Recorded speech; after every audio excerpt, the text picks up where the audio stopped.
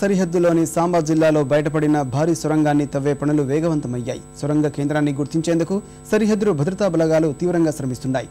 భారత్లోకి ప్రవేశించేందుకు ముష్కరులు నూతన మార్గాన్ని ఎంచుకున్నారని వారు అభిప్రాయపడుతున్నారు. ఢిల్లీలోని సైనిక ఉన్నతాధికారుల బృందం సొరంగ ప్రాంతంలో పర్యటించి పరిస్థితిని సమీక్షించనుంది.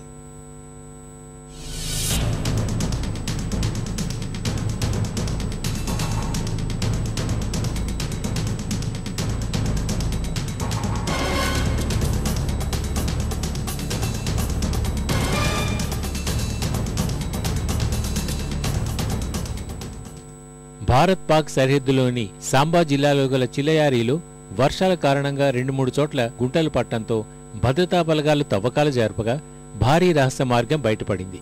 సొరంగంలోని పరిసర ప్రాంతాల్ని తమ అధీనంలోకి తీసుకున్న భద్రతా బలగాలు 400 మీటర్ల పొడవైన సొరంగ కేంద్రాన్ని గుర్తించేందుకు తీవ్రంగా శ్రమిస్తున్నాయి. చిల్లయారీ సరిహద్దు అవుట్పోస్టు నుంచి పాకిస్తాన్లోని నంబేరియల్ సరిహద్దు అవుట్పోస్టును కలుపుతూ ఈ మార్గం ఉన్నట్టు గుర్తించారు. ఈ సొరంగం నుంచి బయటికి వెళ్లే దారిని ఇంకా గుర్తించలేదు. ఖచ్చితమైన సొరంగ పొడవును లెక్కించేందుకు ఇంకొంత సమయం పడుతుంది. త్వరలోనే పూర్తి వివరాలు వెల్లడిస్తామని సైనికాధికారులు తెలిపారు.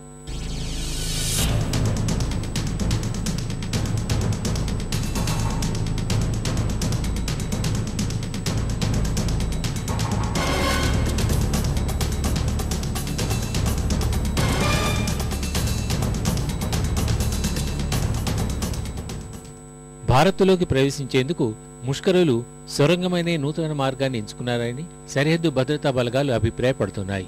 Jammu frontiers DIG NS Jamwal, BSF DIG JS Oberoi సొరంగ ప్రాంతాన్ని సందర్శించారు.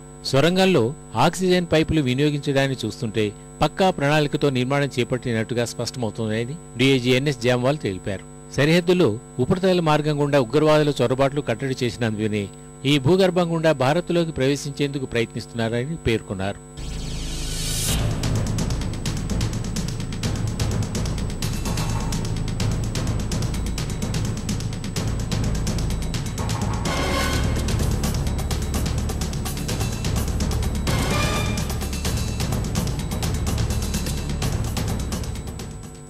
ఈ అంశాన్ని ఇప్పటిదాకా పాకిస్తాన్ దృష్టికి తీసుకువెళ్లలేదని భద్రతా దళాల ఉన్నతాధికారులు తెలిపారు.